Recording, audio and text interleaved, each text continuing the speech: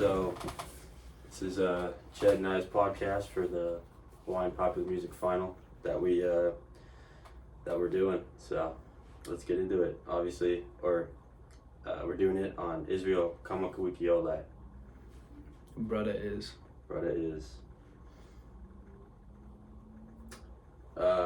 My bad. So some background information. He began performing as early as the age of 10 and was known as the kid with the ukulele.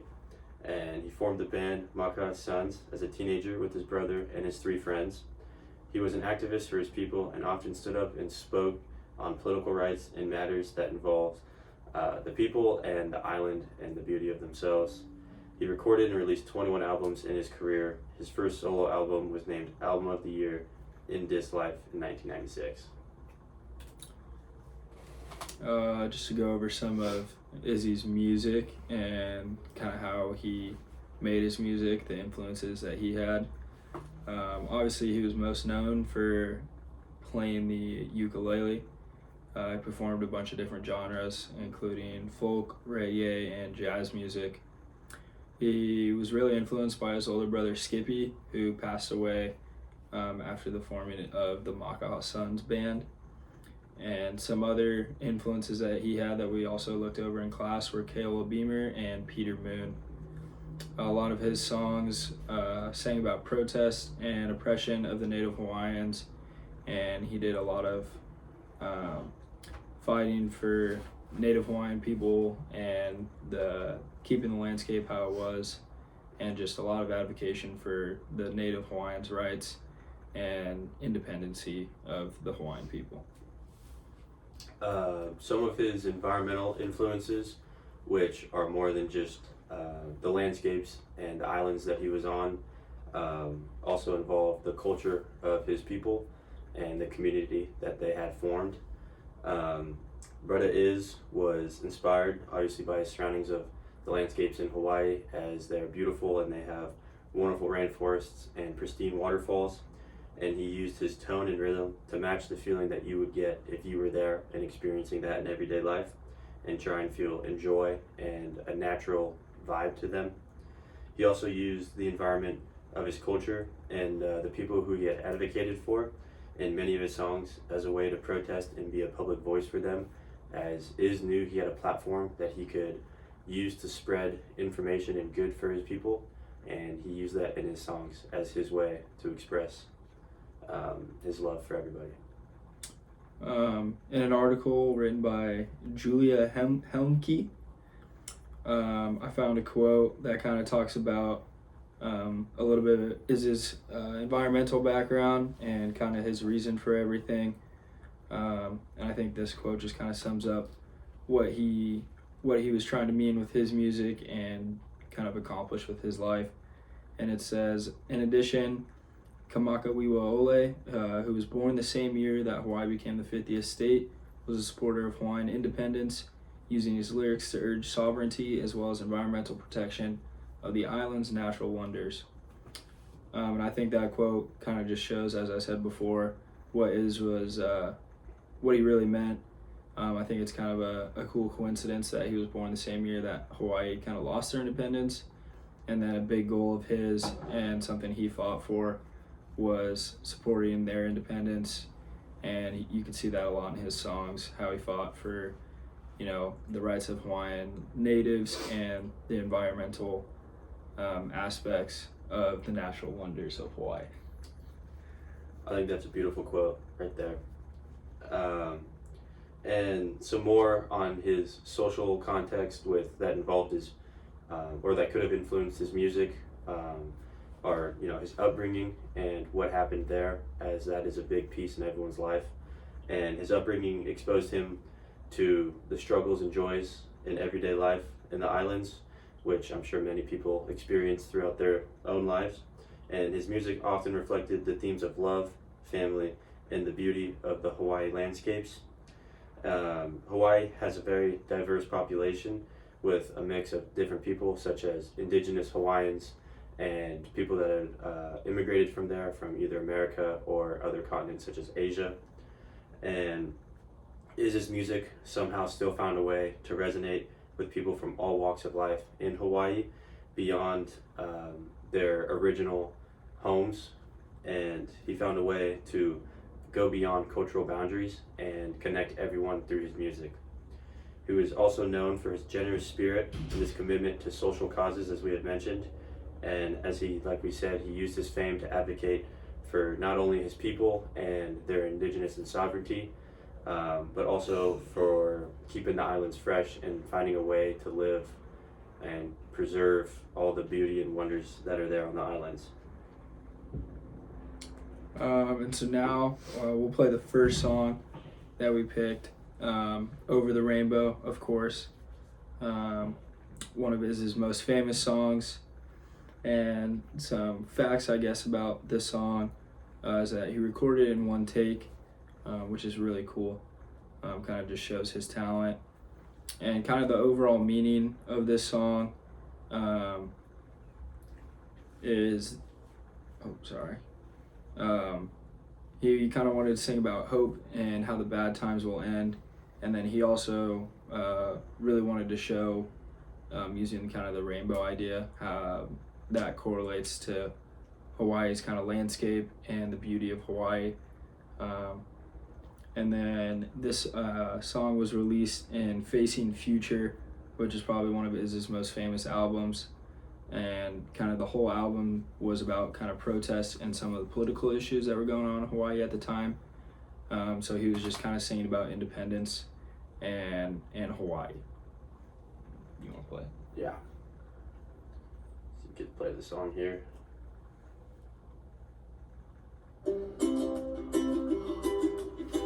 Hopefully she can hear it. Yeah, if not, I'll get a little closer.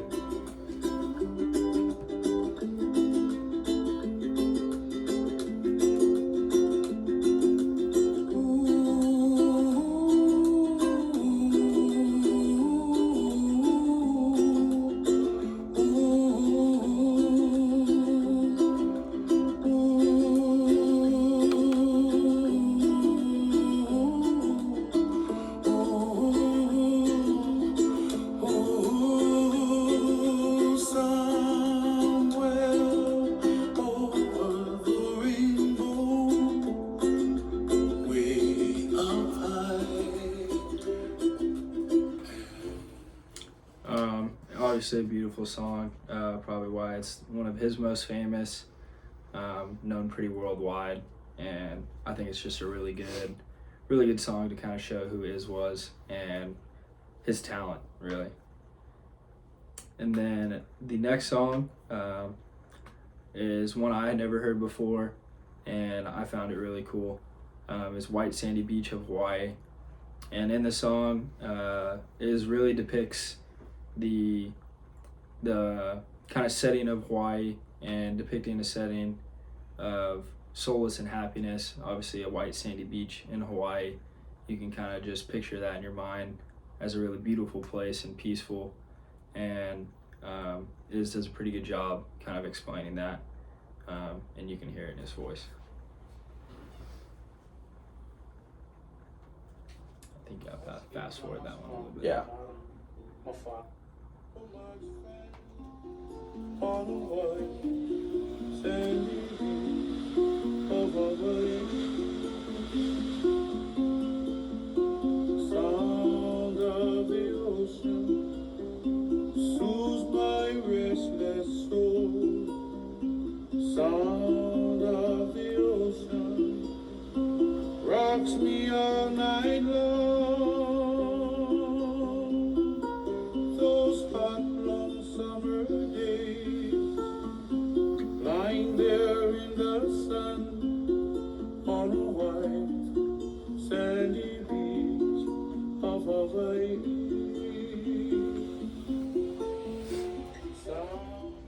So obviously another beautiful song, and I really like that one. That was a personal favorite, which is why I picked it. I think it kind of just takes me to a place where, you know, you can envision yourself walking down a white sandy beach in Hawaii, just being in a really peaceful state of mind and kind of enjoying the beauty of the natural land. So to kind of piggyback off what he just said about that song and that was a song, like he said, we both of us hadn't heard it before, and I definitely agree with everything he said. I thought he depicted, perfectly, if I closed my eyes and were to listen to the song, what it would feel like to walk on the beach, and the way he uses the ukulele and kind of, it feels like, to me, he's matching it with what you'd see, like with the sea air and the waves hitting the beach, and feeling the water slowly run up your ankles as you walk along. So that was definitely a good song that we came across, and definitely has some meaning behind it. And the next song that we chose was Kele Ohana, and a song I hadn't heard before, and something that I found very interesting when I was researching it was that this is a name that means the voice of authority and respect, and I thought that was very interesting. And he named that the song was written actually as a tribute to Richard Kukaini Kele Ohana, the musician who lived in Hawaii and was an established member of the community that he was from. And in the song you'll hear him, it'll be more of a softer, somber feel to it, to kind of represent, a longing or a loss for who the song was attributed for. And you can just I'll play the song now. Yeah, skip a little bit.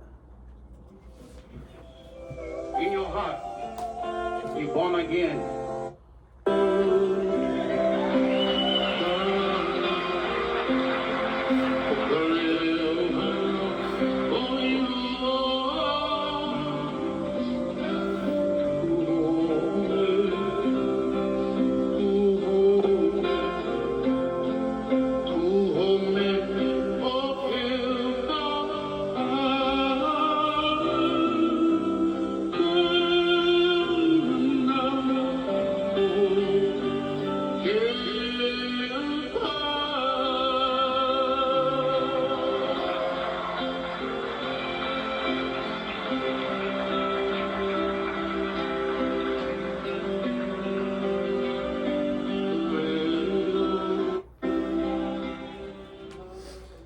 Another interesting, so something I found interesting about that song was it was sung completely in the indigenous and native language.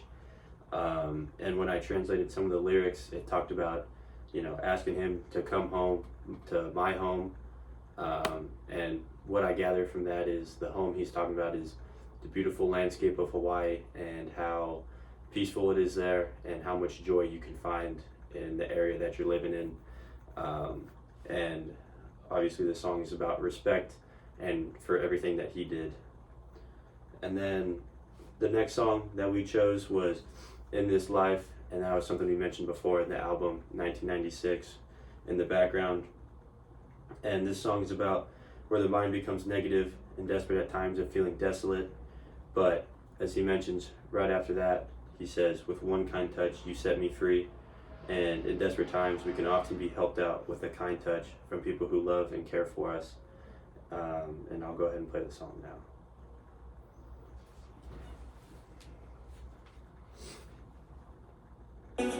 By the power of God, with one kind touch you set me free. Let the world stop turning, let the sun stop burning, let them tell me love not going through. If it all falls apart, I will know deep in my heart, the only dream that ever had come true. In this life, I was loved by you. Something that really struck me in that song, with the way the music kind of becomes more upbeat when he talks about being set free with a touch. I think the music and the lyrics go well in that part for, when you're down and you're feeling desperate and desolated from everybody.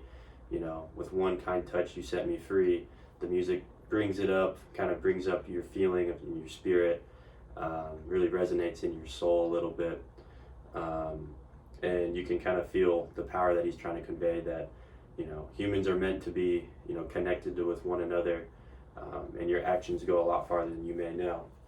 So I like that song a lot. And then one thing I wanted to add about all his songs, just listening to it one more time, I found it really interesting how all the songs are really similar, but they're different. They all sound different to me, but they all have a similar meaning, and the meaning is specific to all of them, but they're all similar. That doesn't really make sense, but I think he just does a really good job with his lyrics and his voice and his playing of the ukulele, and kind of getting his point across and what he wanted the people to hear, and what he wanted, you know, people to believe, or you know, kind of back him up in his going back to his environmental and kind of social influence, being such a big name to the Hawaiian people. I think he really used his music to kind of what's the word? Inspire and influence. Yeah, just influence all the people and kind of get all the people united. So I thought that was one thing I just noticed listening to them again, and that was a really cool thing. Well, you know, I think you make some really good points there, and something I'd like to add on to that is, you know, agreeing with him and everything he said, that all his songs, you know, I agree they sound similar, but they all have a different meaning to them, and I can definitely see why the indigenous people in Hawaii would listen to him and, you know, side with him as a voice of reason and someone that would advocate for him. I know that'd be someone I'd put, you know, my trust and faith in. You know, trust, that's a good one to have when it comes to community and building a culture, and, you know, just sorry, just some of the aspects that he brought to all the people. Sorry, he just brought a lot of good energy. You know, really helped out a lot of people, especially when they couldn't do it for themselves, since it's hard to get. Sorry, we're not too good at this this sort of thing, so we apologize for all the laughing, but, you know, definitely, you know, he was good and inspired a lot of people and spoke up for those who can, because it's hard for someone who nobody knows of or hasn't heard of to get their voice out there, and he spoke for a lot of people in that part. Yeah, so kind of moving on from we have two songs that we think, the first song is a Willie Nelson song, and that one we really just thought it was similar to kind of Iz's music. It's kind of from the same time period, and we think Willie, you know, growing up in Texas, he was kind of a country boy, you would call it, and we think their music's pretty similar in the fact that, you know, they both kind of speak for their way of life and their people, and I think Willie does a really good job of that in this song that we're about to play, and it's really similar to how Iz, you know, gets his point across. So I found that really, really cool, and how they're both really similar.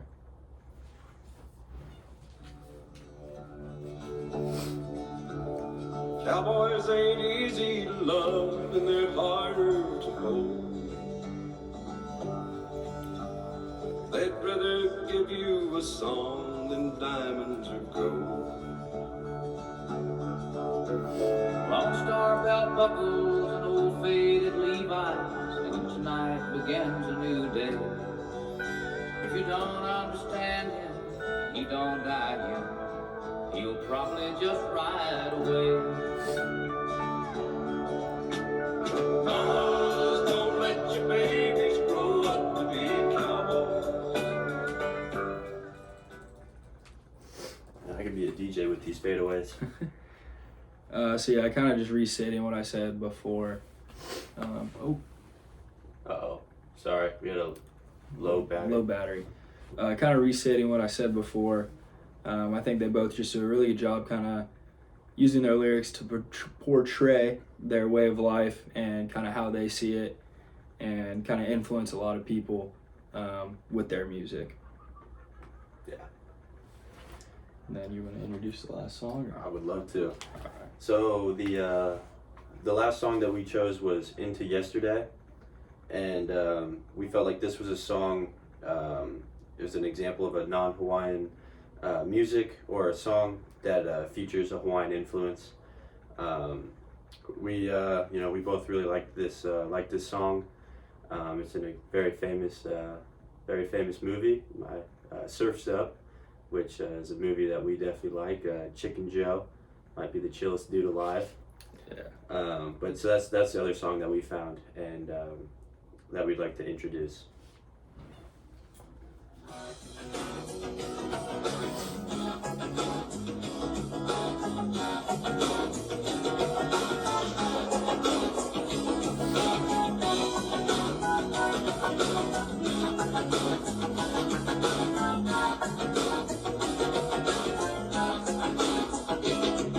The sky turns to a different shade of blue after the rain. My mind turns to a different point of view after the rain.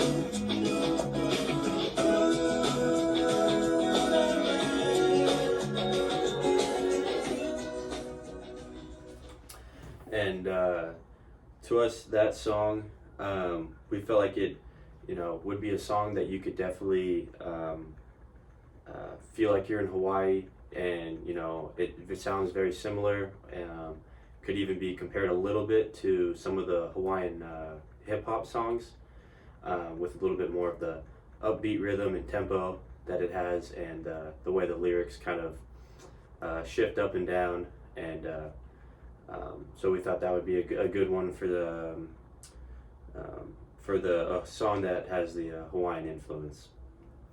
Yeah, and I think just the lyrics that Sugar Ray, the artist, uses, really just kind of puts you in a similar place as the is his song White Sandy Beach of Hawaii. You can kind of just envision yourself, enjoying the landscape, and kind of just hearing the waves and the water, and just enjoying that. So I thought that was similar, and that was a good comparison, I think. Yeah, and that's all we have. That's all we have for you. Hopefully, you made it this far listening. I'm sure it was not too interesting, but we appreciate all you've done for us this semester. You've been more than helpful with our busy schedule, and we want to let you know that we appreciate everything. So thank you, and good luck with any upcoming concerts you have, and hopefully we'll see you around campus and we'll say hi. What's on site and more. Thank you. We had a really great semester, and we learned a lot, I think. I think it was really eye-opening. Definitely learned some new things that I didn't know before, especially about Bretta Is, and even more just about the history of the music, and that it's actually more than just, an instrument and lyrics, and that there's always a deeper meaning behind it, which, makes it a lot bigger of an influence. So, thank you. Thank you.